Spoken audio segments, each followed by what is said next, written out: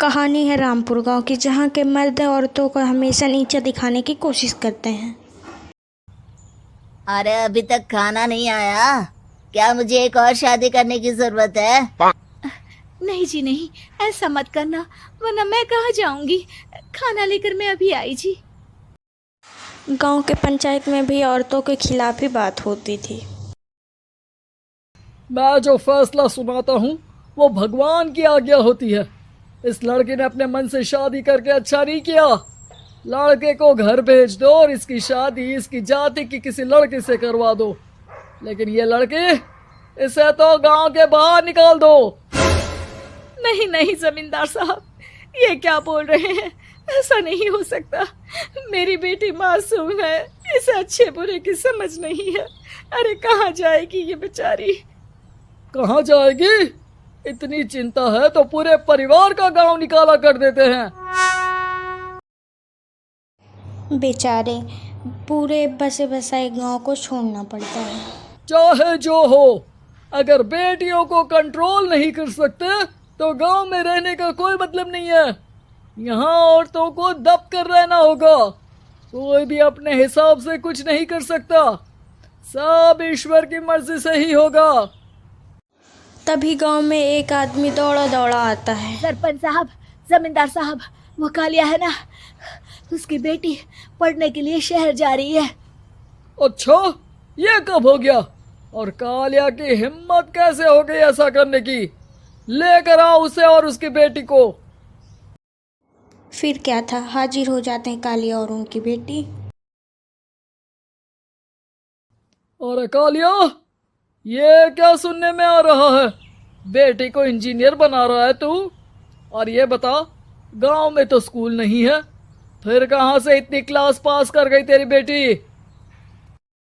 राधा, जो कि कालिया की बेटी है, उसे लगता है सरपंच उसकी तारीफ कर रहा है।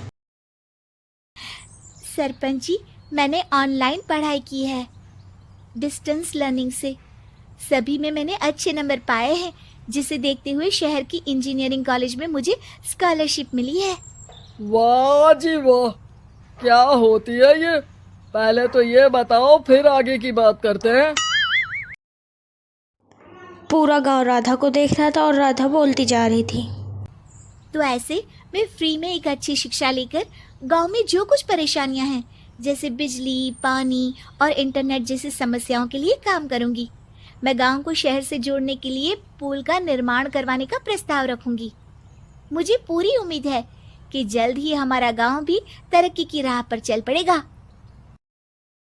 पूरे गांव वाले राधा की बात सुन के ताली बजाने लगे और सरपंच को समझ नहीं आ रहा था। तभी गांव का एक आदमी बोल पड़ता है।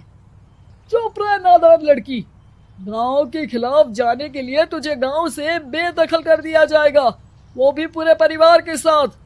और हाँ, अगर ठीक से गांव में रहना चाहती है तो ये पढ़ाई लिखाई छोड़ दे। हम तेरे लिए गांव का कोई होनहार लड़का देखेंगे।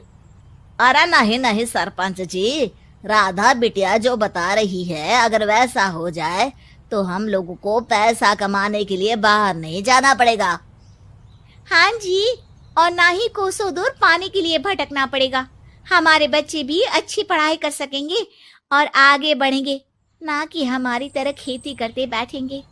क्यों गांव वालों, राधा बिटिया का साथ देना चाहिए ना। सरपंच देखता है कि गांव राधा के साथ है तो वो चुप हो जाता है। वो घर आकर अपने सलाहकार से बात घर करता आके है, वो अपने जो सलाहकार बहुत से ही बात चालाक करता है, जो कि किस्म का बहुत ही इंसान चालाक होता है। होता है। अरे सरपंच साहब, आपको बहुत ही होशियारी से काम लेना पड़ेगा। एक बार गांव तरक्की कर गया, यहाँ के बालक पढ़ लिए तो कोई ना पूछेगा आपको। और फिर ये जो बेटा और बेटी है ना आपके, इनको भी आम लोगों की तरह ही जीवन जीना होगा। हाँ, लेकिन करे तो क्या करे? वो ना आप मुझ पर छोड़ दीजिए, बस मैं जैसा बोलूं करते जाइए। अगले दिन सुबह जब गांव वाले उठ जाते हैं तो राधा के घर, साथ ही वो लोग जो राधा की सपोर्ट कर रहे थे, राधा के घर के बाहर ही लिखा था कल आऊंगी। कल आऊंगी। यह क्या होता है? अरे यह तो खून से लिखा है, लगता है कोई भूत प्रेत या चुड़ैल का साया है। चलो सरपंच जी के पास चलते हैं। सभी सरपंच के पास जाके उसे सारी बात बताते हैं। अरे ये तो बड़ी मुश्किल की बात है। चलो मैं एक बाबा को जानता हूँ, उन्हें बुला लेता हूँ। सरपंच बाबा को लेके घर के बाहर जाता है। ओहो, तो ये वो चुड़ैल है जो उन लोगों को निशाना बनाते हैं जो गांव को बदलने का सपना देखते हैं। वो गांव को ऐसे ही संपन्न देखना चाहती है। वो नहीं चाहती कि कोई बाहरी यहाँ का कायाकल्प करे। क्या तुम लोगों में से किसी ने गांव को बदलने की सोच रखी है? तभी राधा की माँ रोते हुए आती है। मेरी राधा घर से गायब हो गई है। अरे कोई तो बचाओ, मेरी बच्ची कहाँ गई?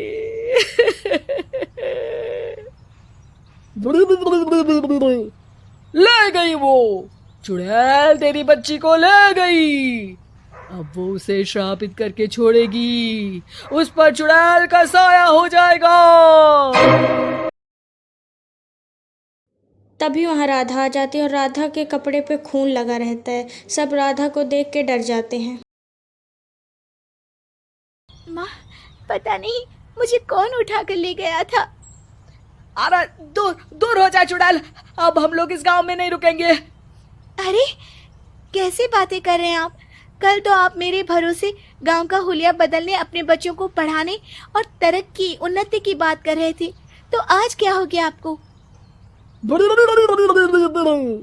ये फिर तुम लोगों को बहकाएगी। ये चुड़ैल गांव में आ चुकी है, ऐसे ही ये तुम्हारे घर के बच्चों को भी ले जाएगी। गांव वाले राधा को बाहर निकाल देते हैं। उसके माँ बाप रोते रहते हैं लेकिन गांव वाले नहीं मानते। मैं भी अपनी बहन के साथ गांव के बाहर रहूंगा, लेकिन वो पढ़ाई नहीं छोड़ेगी। वहीं सरपंच के घर पे सलाहकार कहता है, देखा, सांप भी मर गया और लाठी भी नहीं टूटी।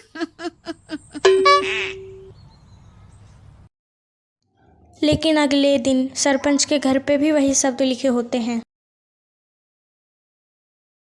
हमारी बेटी को किसी ने अगवा कर लिया है।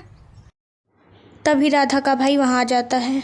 अरे गांव वालों, मैंने सरपंच जी की बेटी को देखा था। वो चुड़ैल उसे उठाकर ले जा रही थी। अरे क्या मजाक कर रहे हो? नहीं नहीं सरपंच जी, आप नहीं जानते। वो चुड़ैल अब आपकी बेटी में आ जाएगी, जैसे राधा के अंदर आ गई थी। तभी सरपंच की बेटी उसी हालत में आती है जैसे राधा आई थी। पापा, पता नहीं कैसे मैं गायब हो गई थी। चुड़ैल, इसके अंदर भी चुड़ैल का साया है, मारो इसे। अरे नहीं नहीं, इसे भी राधा के पास गांव के बाहर ही भेज दो। अरे चुप रहो, मेरी बेटी कहीं नहीं जाएगी और चुड़ैल वुड़ैल कुछ नहीं होता है। अरे कैसे बात कर रहे हो सरपंच जी? आप तो बोल रहे थे कि आपका फैसला भगवान का ज्ञान होता है, तो अपने पर बात आई तो अब आप ऐसे बोल रहे हैं। अरे ना ना ना, आपको अपनी बेटी को त्यागना ही होगा। अरे बुलाओ बाबा को। राधा का भाई बाबा को लेके आता है। बाबा को गांव वालों के सामने सच बोलना पड़ता है। मैं कोई बाबा नहीं हूँ, मैं तो मोची था। ये सलाहकार महोदय ने मुझे कहा था एक्टिंग करने को। अब वो मुझे पैसे देने वाले हैं। अब मुझे माफ कर दो। गलती हो गई, मुझे माफ कर दो। तभी वहाँ राधा आ जाती है। देखा सरपंच जी, जब गांव के बच्चे साक्षर होंगे तो आप जैसे लोगों की चालाकी नहीं चलेगी।